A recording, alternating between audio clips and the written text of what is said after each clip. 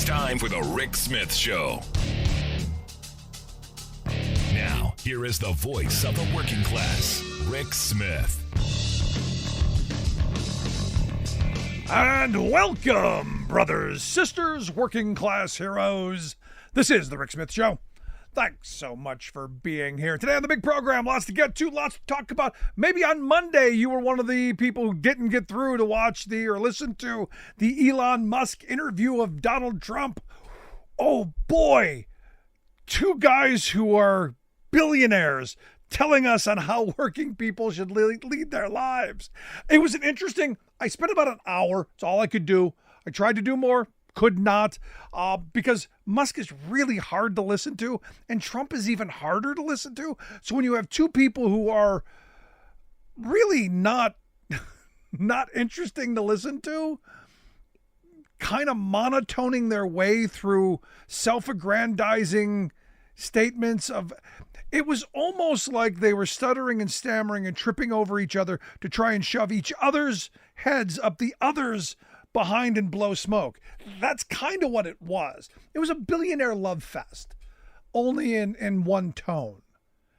And there's been a lot of things that Trump rattled on about it. And the more I listen, the more I go, well, one, needs new material. Two, wow, this is the guy that they want to have president. And three, working people, listen to what he says. We've been saying on this program for a while, Trump is no friend of workers, especially unionized workers. And during the discussion with the Tesla CEO, Trump said to Elon, "You're the greatest cutter." And what he was talking about is, the workers at Tesla were striking. And Trump said, "Well, you just walk in and you just say, you want to quit? You want to go on strike?" He said, "I won't mention the name of the company, but they go on strike and you say, that's okay. You're all gone. Every one of you, you're gone." And it kind of pairs with the Trump tagline of "you're fired." So the message that they're sending is, look, you working people, you'll get what we give you. It's kind of like what we used to tell our kids when they were younger. You'll get what you get and don't throw a fit. This is what the employer class, what the billionaire class is telling the plebes who create their profits. Now, fortunately, the UAW, they filed federal labor charges on Tuesday, saying, look, you're violating the law by doing this, because under federal law, you can't be fired for going on strike. And threatening to fire someone for going on strike is also illegal under the National Labor Relations Act. Now, what are you going to do to them? That's the question. You've got these two clowns talking about how to fire workers and how wonderful he is. What's interesting is the whole little conversation was done on the Twitter or the X that Musk has screwed up. Major technical problems. I think it was like 45 minutes late that they started because they were having mass tech issues and didn't get enough people. It was a whole to do. And you go, this is what happens when you fire 60-70% of the workers and try and make profit off of something that you're destroying. But for my union friends, and this is where I go, at some point you have to look at the words that come out of their mouths. You have to look at the intention behind the words. You're all fired. He just went in there and they're all gone. They didn't listen to him. That makes him great. He's the greatest cutter, the greatest cover. Now, stop and think about this for a second. If Trump were to win, imagine Elon Musk as the Secretary of Labor. Imagine I had someone, tell me that I made a mistake in saying that Sean O'Brien, the president of the Teamsters, may want to be Secretary of Labor. Trump would never appoint anyone from labor to that position. Musk would be an interesting thing. And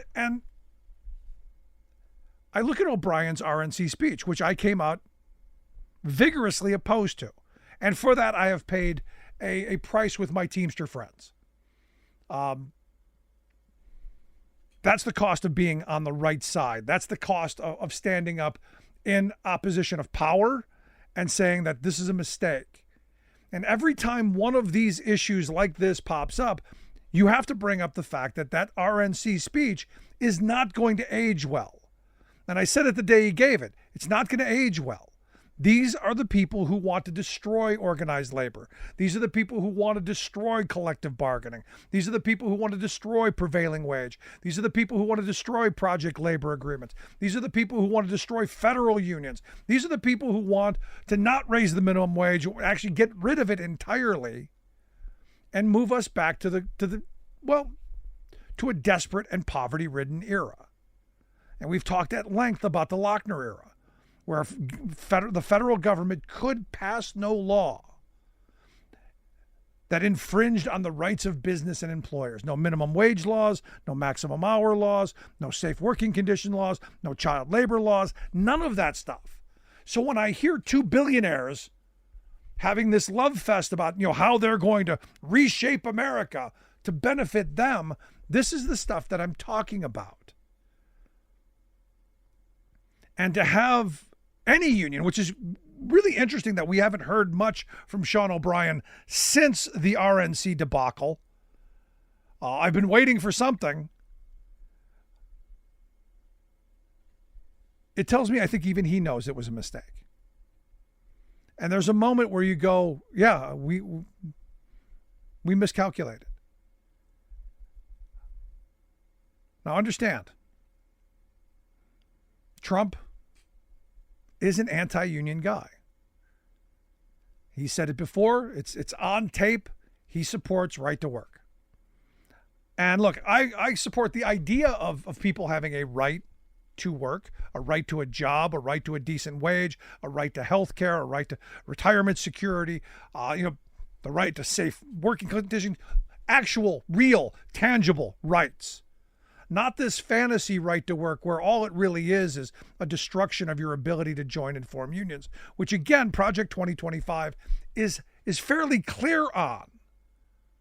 So you have these two billionaires just waxing poetic, and then you have the written document of this Project 2025, which we've been talking about on this show for months now. Well before the mainstream media picked up on it, well before any politician uttered it, we were talking about how this was going to make patronage great again, and this was going to harm working people. And here we are, finally. People are waking up to the reality that Donald Trump is not the friend of working people.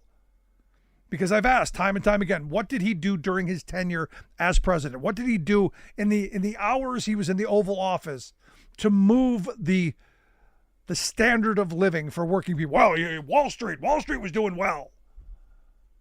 Wall Street's doing well now. They're fat and happy. They seem to always be. They always seem to get what they need. It's working people. It's the people who punch a clock every day and collect a paycheck at the end of the week.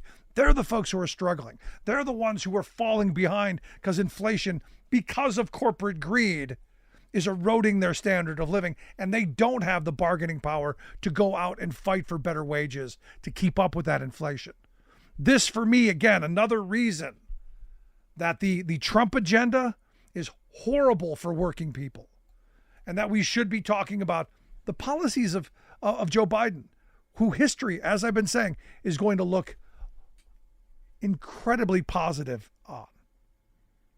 But I want to hear your thoughts. Email me, rick@thericksmithshow.com. When we come back, Colin Seeburger is going to be here from the Center for American Progress to share some thoughts on the Project 2025.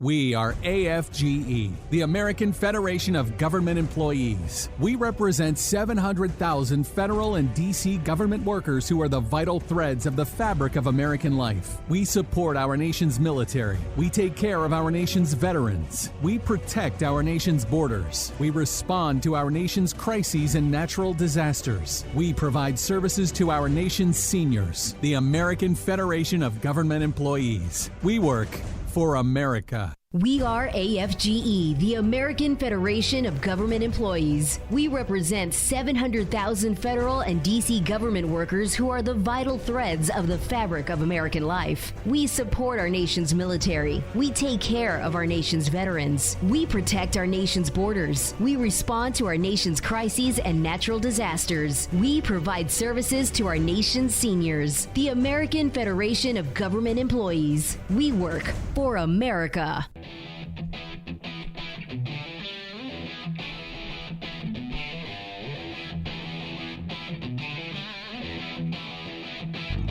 Welcome back to the Rick Smith Show. Now, here is Rick Smith. So again, I go back to the "you're fired" guy, claim to fame. You're fired. That guy, and then the guy who fired workers having a little chat about how wonderful it is to, when workers go on strike, you fire them. They're all gone. That was Trump's comment, right? And for me, I look at where we're heading. Could be disaster, could be continuing on the right path. November's a very interesting decision time, especially when working people should have all the information in front of them. They're not lying to us. They're not saying we're going to do wonderful things. They're telling us what they're going to do. Trump and company are very clear. If anything, probably the only time in Trump's life that he's ever been honest. This is it. That's why I've asked Colin Seeburger to come talk with. He's a senior communication advisor there at the Center for American Progress, AmericanProgress.org, the website. They got a new piece out on Project 2025 and the plan to gut the checks and balances and harm American workers. Colin, thanks for taking time for us. It's great to chat with you. So let's start where I began. They're not lying. They're laying out in detail, in excruciatingly painful detail, exactly how they want to change this country, and exactly what they want to do to working people. I got to tell you, I don't know where to go with that, other than we know what's coming, and if you vote for it, we're going to get what we deserve. Yeah, I mean, there's definitely a real contrast in visions between, one that really seeks to, like you said, dismantle the system of checks and balances to give, politicians, judges, corporations more control over Americans' everyday lives. What we see in things like Project 2025 is a tax plan that would increase taxes on the typical American family by nearly $3,000 a year.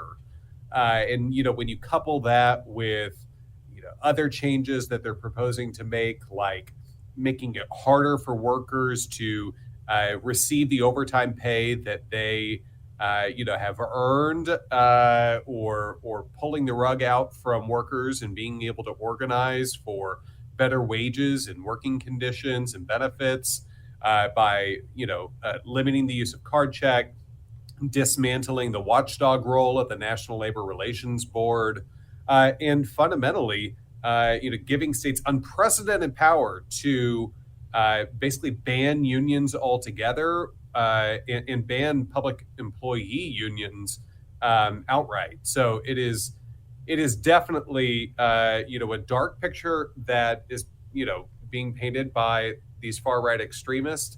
And then, we see this progressive vision where, we're talking about giving middle-class families more of their hard-earned money, giving them a middle-class tax break, doing things like expanding overtime eligibility, like we've seen the Biden administration do recently, or supporting workers in their efforts to organize and have their unions recognized.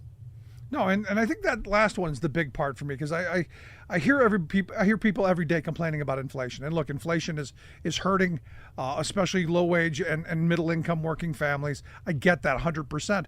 But the reality is, if you had bargaining power to increase your wages at a sufficient rate to keep up with inflation, it wouldn't be as harsh. And I go back to my grandparents' generation. The 1970s for my grandparents, they went through hyperinflation. They went through the whole stagflation thing.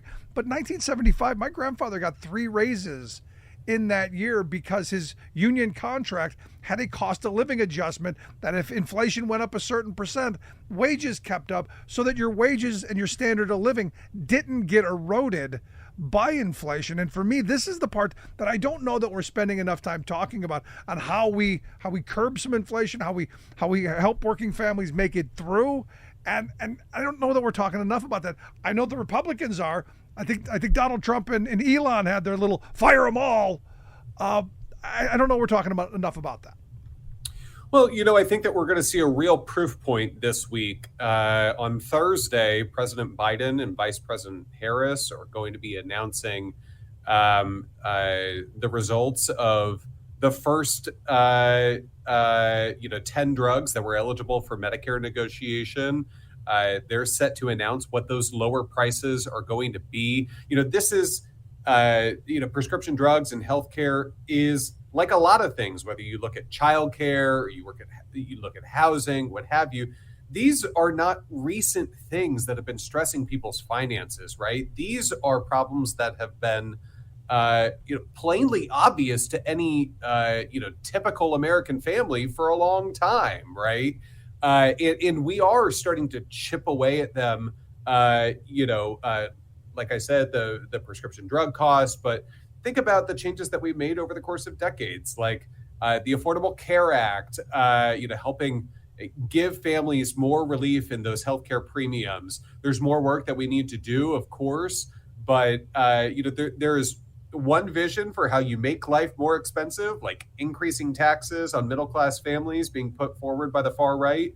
And there's another vision about, making childcare more affordable, investing in families and making sure that they have the tax relief that they need in order to be able to, afford that cost of living that is holding too many people back. So it is a real clear contrast. And it's one that I think, as we're seeing more and more people, becoming aware of what's in this far-right authoritarian playbook Project 2025, we're seeing that people are responding very negatively to it. And, I think that's only going to increase in the weeks ahead. Yeah, you brought up childcare, which I think Project 2025 has a brilliant childcare plan, doesn't it?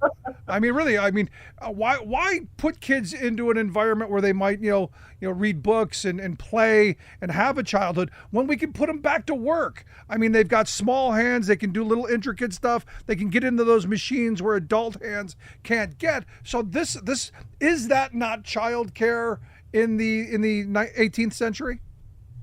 It may be. I was not alive then, Rick. I hate to disappoint, but that is essentially what Project 2025 lays out. And that is to go back to the Gilded Age when corporations had the power to exploit the labor of people, including children. And essentially what Project 2025 proposes is instructing the Department of Labor to issue new regulations to allow children to work in dangerous jobs. It's incredibly harmful, and it's incredibly frightening given the fact that we've been seeing kind of an increase of child labor violations, over the course of the past 5 years, if you look at the data. And that's partially responsible because we've seen, states under MAGA control, are turning back the clock on child labor protections. But I do have to make a point here, and that is, you talk about childcare. Project 2025 proposes to eliminate entirely the Head Start program, which provides childcare for low-income families.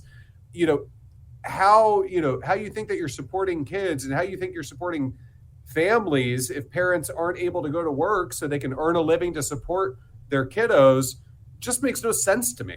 Well, it makes perfect sense to me when you look at it from when you put the red hat on and you let the red hat ink bleed into your brain, you get it, because it's not about your children. Understand? It's about others' children. They're going to get education is wasted on them. Head Start's wasted on them. They need to go to work, and we need cheap labor. So we need the kids to be competing against mom and dad in the workplace to keep wages lower. And this is how families are going to get by. Instead of one income of the 1950s and 60s supporting a family, or two that the 70s, 80s, 90s, we're now into the 3, possibly 4 income needed for a family to survive. And that's making America great again. back to the good old days of the Gilded Age or the robber baron era. Yeah, I mean, I think a perfect example of this is the fact that, you got Project 2025 authors out there who are supporting plans to cut Social Security by raising the retirement age from 67 to 69. Essentially, this amounts to a massive benefit cut, up to $100,000 over the course of a decade for about 74% of Americans who would be impacted by that increase in the retirement age. So, I don't hear too many people out there who are saying, I don't need, a little extra breathing room during my retirement. I hear the exact opposite. It's just ludicrous that, these far right extremists are putting forward these ideas. When people are clearly begging for the exact opposite. Yeah, but here's the thing, Colin. I mean, they've been saying this for years. This isn't new. I think didn't Nikki Haley want to take it up to 70? Haven't there been some, there was I forget who the congressman was.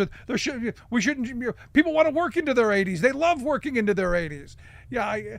But so to me, that's not new. They've always been the party of destroying Social Security. It's all of this other stuff that they've written down, and they've been saying this stuff to themselves in their think tanks and in the smoke-filled back rooms. This is the first time they've really come out with a comprehensive plan and go, we hate America as it is so much that this is our declaration of independence from reality.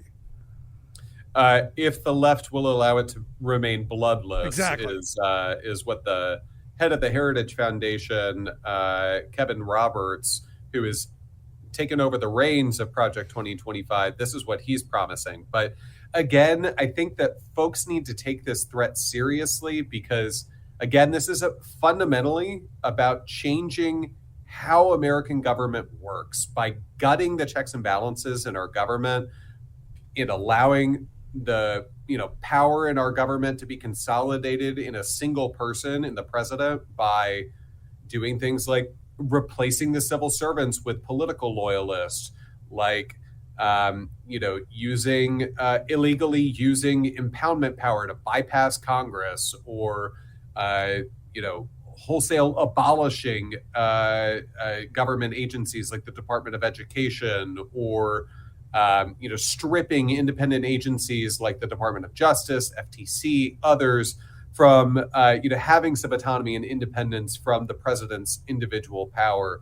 That is really why Americans should take all of this seriously, is because if you dismantle these norms, you're really giving unprecedented power to folks who put an ideology first instead of the public interest. I forget the woman who said, I think her name was Maya Angelou, who said, when they tell you who they are, believe them. Yes. This is them telling us and writing it down. This is like that kind of going before the police and writing your confession down. This is that kind of serious. And for any working person to know this exists and to go, this is the world that I want, is kind of frightening to me, because this really does repeal the 20th century, or at least that's my take on it.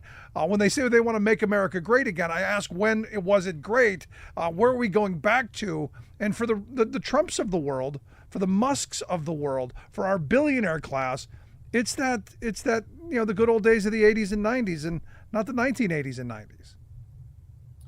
Yeah, we know what left to their own devices, these corporate barons are promising, and that's really to pull the rug out from under working people in this country who are just asking to be fairly compensated and treated with dignity for their hard work, and that is what progressives are fighting for, is to make sure that people who put in hard work are able to be compensated for it. Yeah. And it really is about a vision for the future, though. It's what kind of a country do we want to leave to our children? Because I find it interesting that a lot of my conservative friends yell and scream about, you may remember this phrase, activist judges. You look at our Supreme Court, activist justices, and they want to take this to the government level to where, again, you use the word authoritarian. I'll use the word dictator. They want to create a little dictator in this country that can hire and fire and do whatever at their whim, basically making patronage great again. Yeah, I mean, look, this radical MAGA Supreme Court has made very clear that there is no precedent that they're not willing to put in the shredder. Look at Dobbs. A lot of people back in the middle of the last decade thought abortion rights are protected. They're not going away. And we saw how quickly that can change. But it's not just abortion. You look at, Janus, recent Chevron. rulings from the court. Yeah, look at Chevron, look at recent rulings from the court on, how government agencies are able to operate in the public's interest or not.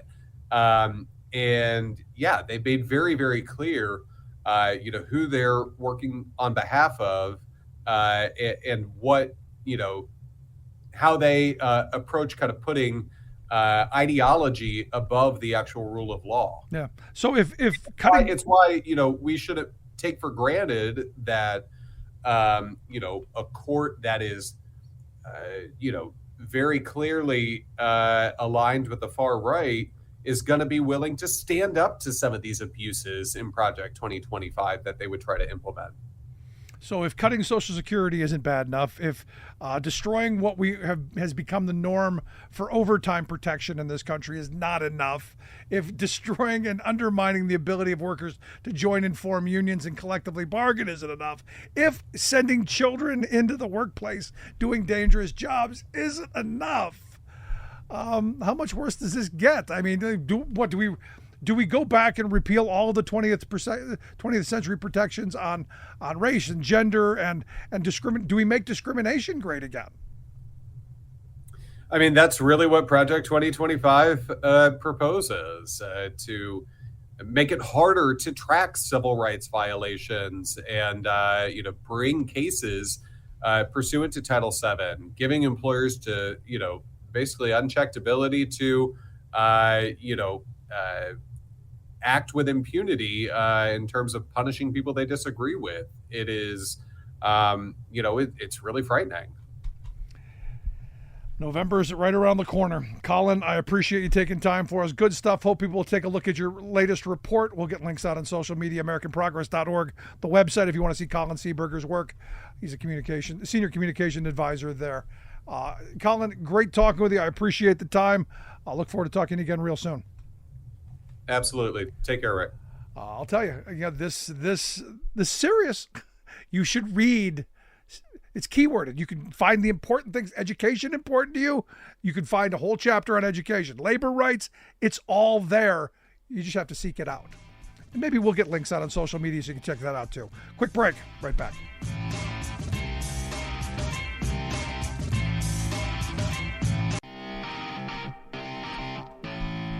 Welcome back to the Rick Smith Show. Now, here is Rick Smith. So on Monday, did a piece on why I like Tim Walz so much, and got a lot of email response from people going, yeah, exactly. He's radically normal, which is what I've been saying. The guy is like your neighbor, and he's the guy who, like my next door neighbor. I was away. My wife was pregnant with the kids. He came over and shoveled the snow out of the driveway. Nobody asked him to do it, just did it. In fact, we had to figure it out. That's the kind of guy that I want into political office. Someone who's going to be part of the community, care about their neighbors, do the good stuff that someone like Tim Walz, from what I'm seeing, can do. So the question becomes, and I've been saying this for a very long time, we need to be reaching out to working class voters in a bigger way, especially rural working class voters. That's why I was thrilled to see my friend Roger Kerson put out a new piece over at barnraising.com or barnraisingmedia.com asking that very question. Can Tim Walz help Democrats win back rural America? Roger, thanks for taking time for us. Thank you. I'm glad to be here, Rick. Always glad to join you for some conversation. So an extremely important question, because it's been assumed for a very long time that Democrats just gave up on rural America. I mean, Hillary and Obama have both said some things that are can be taken as disparaging to rural America. Does Tim Walz give Democrats an inroad there? Well, a lot of folks on this call certainly hope so. And I think I would. So this was at the request of the fine folks at Barnraiser, and the website again is barnraisingmedia.com. I listened in on the Rural Americans for Harris call. I guess it was last Tuesday, the 6th. And as you know, there's been many of these. There was black women for Kamala, and white women for Kamala, and white dudes for Kamala, and black men for Kamala. This is a little bit smaller group. It was a couple thousand people, but it was rural organizers from Kentucky, Georgia, Mississippi, Ohio, a lot of different states, North Carolina, where rural voters would play, and Pennsylvania was represented. A lot of places where rural voters would play an important part in the election. And I would say the theme was show up, don't give up. That there are real opportunities there. There are voters, as you say, who are hurting, who could be receptive to a message about investing in communities, about bringing people together as opposed to dividing people. And they, like you, are very positive on Tim Walz's choice. The story is Governor Walz had agreed to headline this call, and then he got nominated to be vice president, so he couldn't make it. So Peggy Flanagan, who's the lieutenant governor of Minnesota, came in to speak in his place, which she may have to do more than a few times in the next couple of months. And if he's successful, she will become governor of Minnesota and be the first Native American governor in the country's history, I think. So that's an interesting sideline as well. Yeah, it is. But I look at Tim Walz, and I look at the fact, and one of the reasons that I was pulling for him is that he does some of the things that I think Democrats need to do better. And that is, ball up your digits and get in there and mix it up a little bit. When a street fight breaks out, don't be the one that offers to hold their coat, but get in there and fight back. And I think Walz does that in a way that isn't as maybe as combative, but just as strong and willing to fight as anyone else. I think rural voters are attracted to that kind of strength, and talking about it in a way that rural voters like me understand. Yeah, I think I read a piece today that also, he's got a pretty good occupational background for this. I mean, if you think Fox News is tough or Trump is tough or whatever, you try standing up in front of high school teenagers 5 days a week for 20 years. And part of his appeal is that he has a way to make his point without being offensive to the audience. He's a little bit self-deprecating. And, he was on his feet. He was a football coach. He was a civics teacher. He understands issues. He understands how to relate and communicate to people. And as I say, the rural organizers who've been advocating for more resources and more attention to these communities are excited that he's a guy who can really help them. One of the things that I think sometimes get overlooked is the connection between rural communities and manufacturing communities in small cities and towns. In a lot of farm families, somebody's got a job and a paycheck and some health insurance from someplace. Right. Even while they're trying to make the farm work. And that, I think, became even more true. Those of us with a little gray hair remember the 1980s. There was a farm crisis. A lot of people lost their farms, and somebody had to go to work, get a paycheck coming in. Well, when NAFTA and the unrestricted trade with China happened in the 90s and 2000s, then a lot of those jobs went away. Those factories closed. And there were communities in the smaller cities that are in rural areas, there's kind of one plant in town, a plant like Maytag or a paper mill. When that plant closes, there's nothing left, and people are really in tough circumstances. So in 2016, when Donald Trump came on the scene, he was the first presidential nominee of a major party to campaign against free trade. He really found that resonated in rural communities very, very strongly. They'd seen the job loss, they'd seen the pain. They were hopeful that this would be something new and different. And I think what rural Democrats are excited about as well, that didn't work out so well. He maybe talked a good game, but didn't really bring many solutions. Here's some folks who are listening and perhaps can bring some solutions. No, this is what I've given Biden credit for, because, in 2022, we did our Working Class Heroes tour, and we went to places that used to be. Places like you've laid out that used to have a factory there that was the anchor of that community, that brought revenue in, that generated the jobs that farmers may have needed for health insurance and the such. And what's happened to those places since as you so eloquently laid out, we've lost those jobs.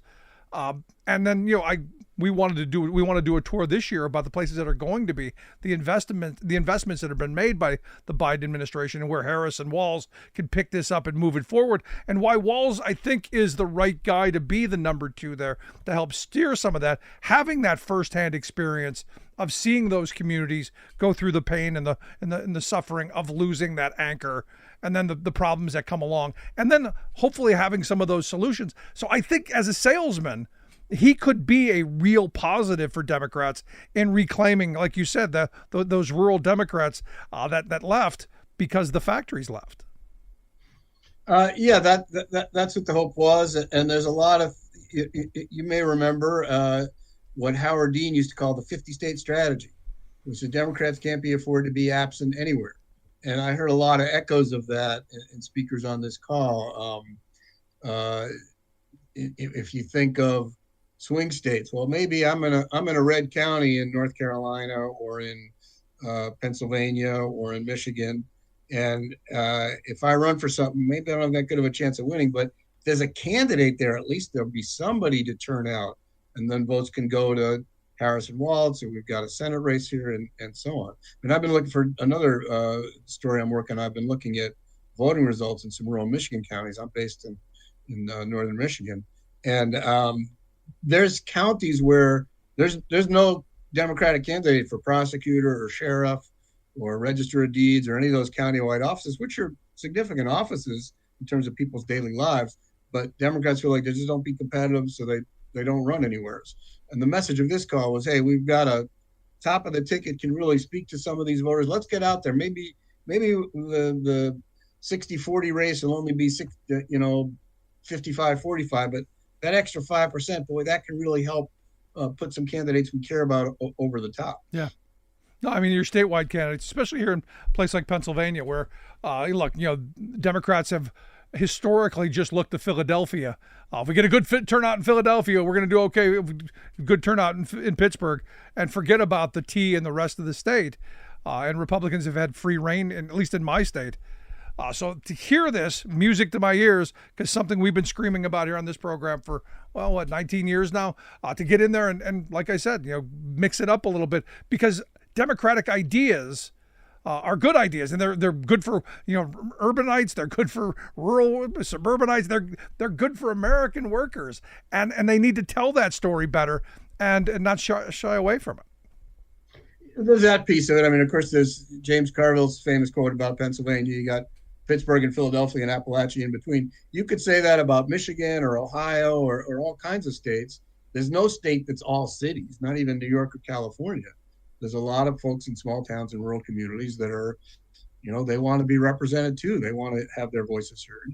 And while I certainly think it's true that President Biden's policies and the Inflation Reduction Act have been positive and are leading to reinvestment, you also have to own up to the fact that NAFTA and bringing China into the World Trade Organization, those were Democratic policies. They were bipartisan policies, in fact, but had support from President Clinton and other Democrats. And there was a price to pay for the economic devastation that were caused by those kind of policies. And it's not just showing up, it's also showing up with something better. Yeah, I'm going to push back a little bit on that, because I don't think those were Democratic policies.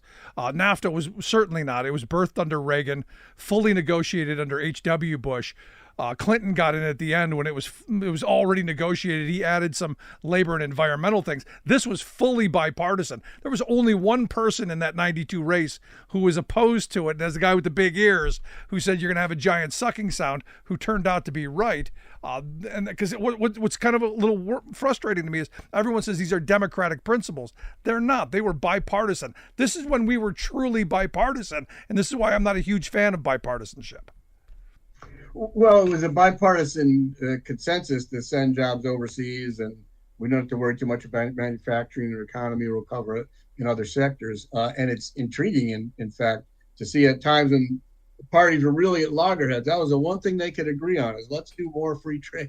Yeah. And that's caused a lot of dislocation in the United States, and many communities are still paying the price. I think you're seeing some recovery now. And I personally am very excited about seeing them and that go into renewable energy and addressing climate at the same time as you're addressing the need for manufacturing and trying to help make sure that states like Michigan, where the auto industry is obviously still vital to our state, get to be part of the new industry and the newest high technology and 21st century jobs. But it's a challenge, and President Biden's tried to step up to that challenge, and Kamala Harris and Tim Walz are going to pick up that banner. We'll see how well they connect with rural and small town voters on these issues. Yeah, but ultimately, I go back to it and I think about, when we did our 22 tour, the people that we met said, look, the reality that rural voters were Democrats. They were Democrats in so economic terms. Socially they were still very conservative, but economically they bought into a lot of the Democratic ideals. When you had strong unions in rural communities, clearly, strong labor support, strong Democratic support. Does what you're talking about equate to these rural communities rediscovering labor unions and that kind of push? Because these new jobs can come in, but if they don't pay decent wages, they don't have decent benefits, I don't know that you're making lives much better. And I guess the other part is who gets credit for it? Well, it's an open question. One, what happens, and two, how people perceive what happens. But certainly you're correct. Just because a job is created doesn't mean it's a good job. But that's kind of up to working people in our unions. We got to go out there and organize. The government can push money in, but when the hiring happens and the plan opens and the jobs get there, what kind of jobs will they be? That's a fight that working people have to engage in. And as well as anybody, you don't get anywhere without putting up a fight. If they can, companies will pay the lowest wage and have a non-union setting, and that's what they like to do. So working people have to say something different and go out there and win those organizing campaigns. Yeah. So that a lot of that remains to be seen. Certainly under this administration, there's a view that union jobs and good paying jobs and jobs with healthcare and retirement security are an important part of how you rebuild the country. And that's a positive, but it's not all up to what the politicians in DC decide to do. It's up to what families decide to do in small towns in Pennsylvania and Ohio and Michigan, and how do they react to these new jobs and new opportunities. And is that a broadly shared prosperity or another trickle down setup where the investors are making a lot of money, but the workers don't do very well? That's not predetermined. We're gonna have to fight that one out. Yeah, and again, for me, it comes from the people who are at the top. And look, Biden has pushed this union promotion of unions like we're supposed to be doing under the NLRA. And I look at someone like Tim Walz, much like your governor, Whitmer, who when they got the keys to the steamroller, they knew how to drive it and they got stuff done. So for me, having Walz on the ticket is someone who I've been calling them get her done Democrats. We need people who are going to go in there and push the ideology and the policies of making people's lives better. And I'm hoping he's the guy who's going to be really behind pushing that. Yeah, I mean that's his track record in Minnesota, and he's somebody who ran in a purple district, so he had to appeal across the board. He has a reputation for working across the aisle when he was in Congress. A little bit different when he got to be a governor, but he's somebody who responds to his constituency. When he represented a red purple district, he reached across the aisle and had certain kind of policies. When he's governor of a blue state, a little bit different. And he had a trifecta, and he certainly used the opportunities he had to push some very positive policies for workers and families. So I think he'd be a good spokesman for that. Yeah. I do think, it's the top of the ticket that matters the most. And Vice President Harris has had a tremendous rollout, one of the most well-executed launches to a campaign I've ever seen. You only get one chance to make a first impression. She's made a good one. So we'll see how that plays out in these communities and whether that continues. It's a compressed campaign, which probably a lot of people are going, thank goodness, it's going to be shorter. We won't have to listen to this for months and months and months. But it's a fight out there. President Trump Republicans aren't going away. They've got something to say on these issues, and they're gonna duke it out for support in these communities and in the suburbs and so on. And it's going to be very interesting. It's been a very interesting 6 weeks. And I think it'll be a very interesting what's it going to be in the next 12 to 16 weeks as well. Yeah, I'm looking forward to the debates. Will be very interesting to see. But Roger, I appreciate you taking some time. Great piece. I hope folks will check out barnraisingmedia.com, where you can find Roger Kerson's piece. Can Tim Walz help Democrats win back rural America? We'll get links out on social media. I can take a look at that. Roger, appreciate the time, man. Sure. Thank you, Rick. I want to hear your thoughts. Is it possible? Could it be possible that Democrats might actually bring back some rural voters, people like me? Can we do that? I think so. I want to hear your thoughts. Email me, rick@thericksmithshow.com. Quick break. Right back.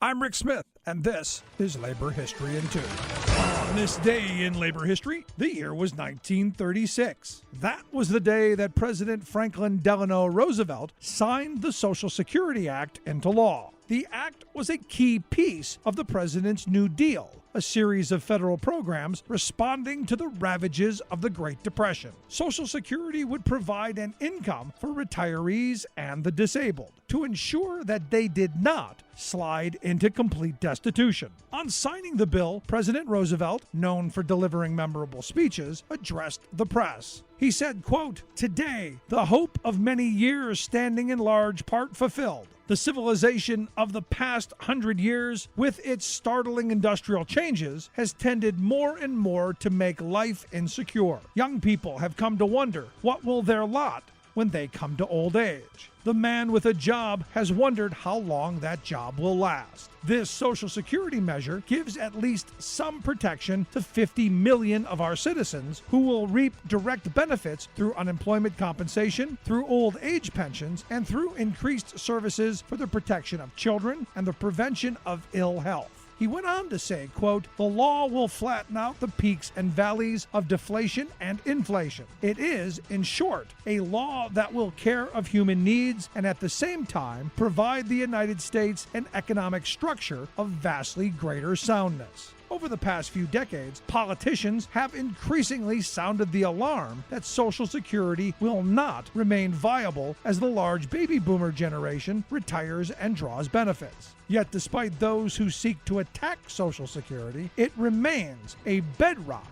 of the social safety net for millions of Americans. For more information, go to laborhistoryin2.com, like us on Facebook, follow us on Twitter @LaborHistoryIn2. You're listening to The Rick Smith Show, where working people come to talk.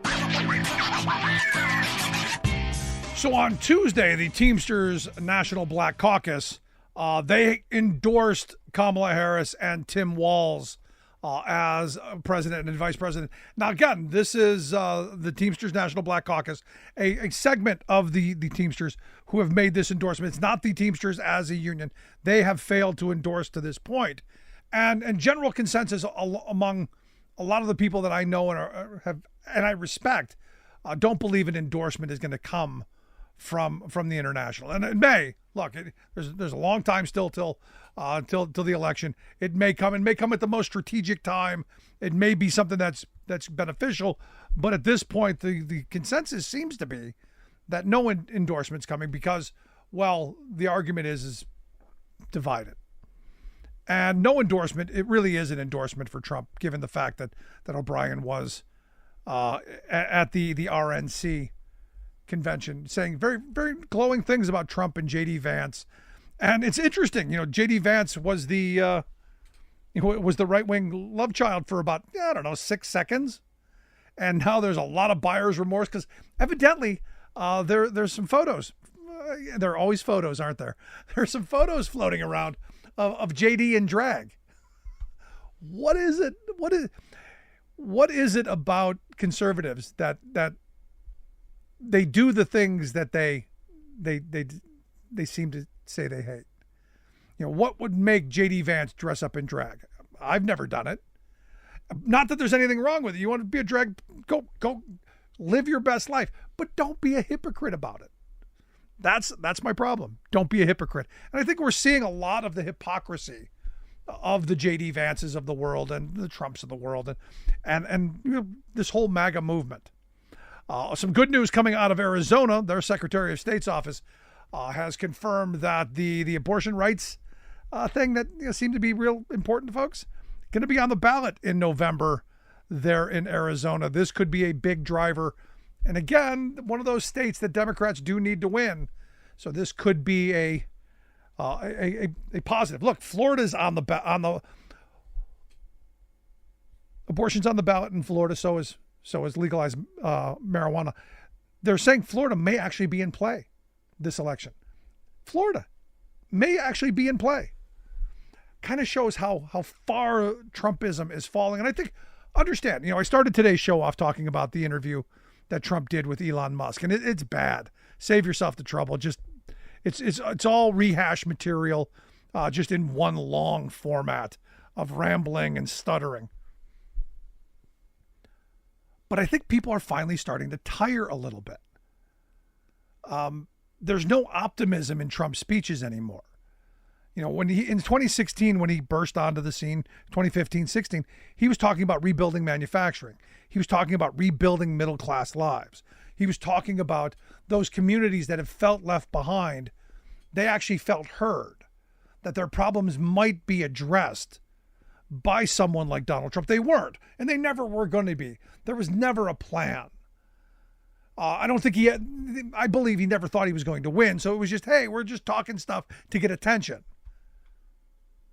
Biden, on the other hand, has actually done a lot of really great stuff. And I look at the investments we're making in alternative energy. I just saw a story the other day that said in New Mexico, there's another big solar factory going to go in, some like $950 million investment by this Elon solar company, which is again, one of these big Singapore based chip manufacturing. They're a subsidiary of this eBang International. And it seems that the chip making folks are going, hey, there's some interest in the US to make solar cells.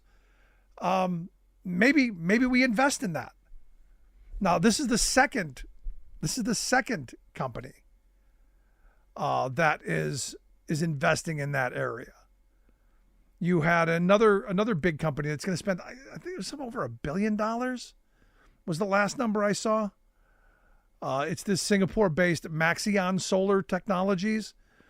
They're going to employ about 1,800 people. That's going to create about 1,800 jobs, and then add all the construction jobs and all the interest in that area. That's going to be like Solar Central, and it's interesting. As I saw the name of the place, it's Mesa del Sol, and this Mesa del Sol, for Breaking Bad fans, is where Breaking Bad was filmed.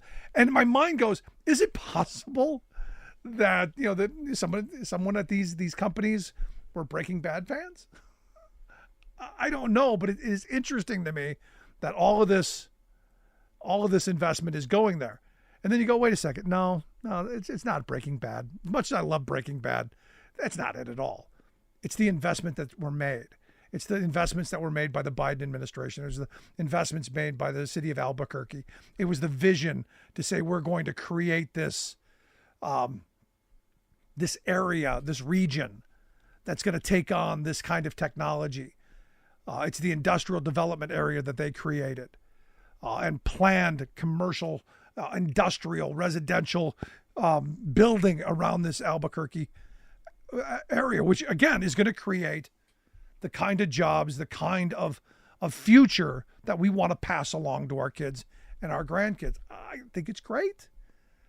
Here's my problem, though, and I'm sure you're going to know where I'm going to go with this.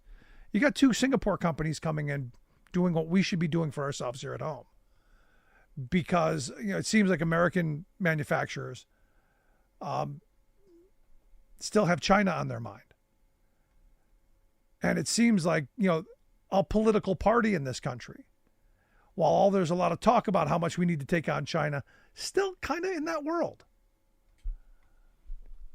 This is where, as a kid growing up in the 70s, when manufacturing in the U.S. was king, and we were the global leader in manufacturing, I'd love to see us be that again.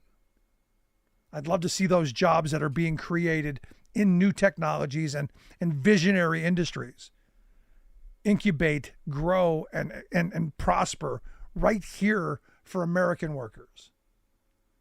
And not because, I'm hyper patriotic, I am, but because those jobs are going to create opportunities for families to lead a better life. Those jobs could come with good wages, good benefits, health, retirement security, safe working conditions, opportunities. Could pay taxes into the local school base so we have better schools. Could demand we need better health care. There's so much positivity that could come out of a growing, massive industrial base. We just have to be smart enough to go, yeah, that's what we want. We just have to be smart enough to go, yes, please, more. Can we do more of this? And it's clear that Donald Trump doesn't have this at heart. It's clear that Kamala Harris and Tim Walz, it's clear that they do. Why? Because they're picking up the mantle from Joe Biden. And as I said at the beginning, Joe Biden, I got to tell you, history is going to smile on Joseph Biden. Just my thoughts. I want to hear yours. Email me, rick@thericksmithshow.com. Listen, any portion of the program, grab the podcast. Wherever you get your favorite podcast, you'll find ours. Also, check Free Speech TV, freespeech.org, the website, for all of our video contents. And as always, thanks so much for being here. We'll see you back here next time.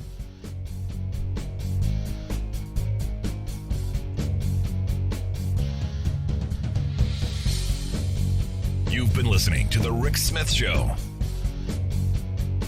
Email Rick at rick@thericksmithshow.com. Until next time, this has been The Rick Smith Show, where working people come to talk.